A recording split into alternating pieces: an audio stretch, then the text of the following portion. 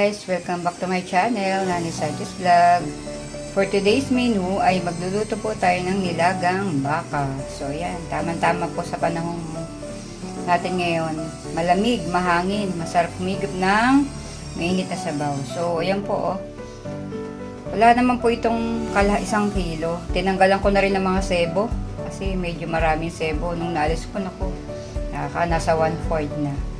So bago po natin siya lagyan ng mga lahok o sahog, atin po muna siyang palambutin. So nag-prepare na po ako ng tubig na kumukulo para doon po natin siya palalambutin. Ano po? So let's go guys. So, masarap po ito, nilagang baka. Yan na po yung Go. ating baka. So yan, humulog ko na po. So yan, kumukulo na. So once na ganyan na po, pahinaan na po natin yung apoy. Yung sa pinaka-low po. Tapos yan nyo siyang mag-continuous boiling. Tapos wait na lang po natin hanggang lumambot. Mga 40 minutes to 1 hour na po. Sige, tapos tanggalin po natin yung mga impurities na yan. And guys, ang ating panlahok sa ating nilagang baka. So yan, repolyo, pechay. So damihan natin ng gulay. Yan din natin ng patatas. Isang patatas lang yan. So yung ating mga pampalasa, paminta, konting bechin, patis, sibuyas at bawang. So ayan. At tagyan din natin ng beef. Saka yun, siling green o siling haba. So ayan po ang ating ilalagay. So kung may gusto pa pang i-add na ibang gulay, pwede rin po.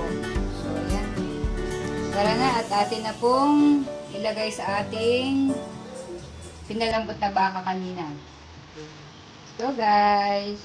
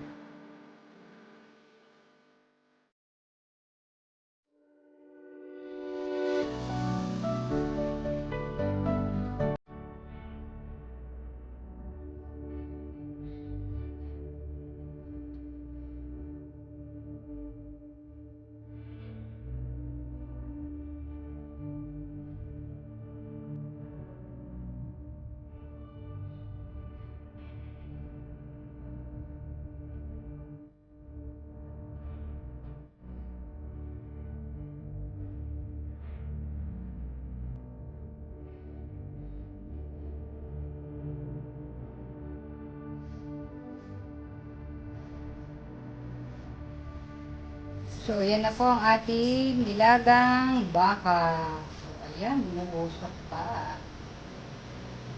Bagay na bagay po ngayong malamig ang panahon, di ba? Malamig. Masarap ang sabaw. So, tara, kain na po tayo. Marami po salamat sa mga nanood. Thank you po. Tara, kain na po. Kayo po'y pumunta din ng makahigop kayo ng sabaw. Salamat po.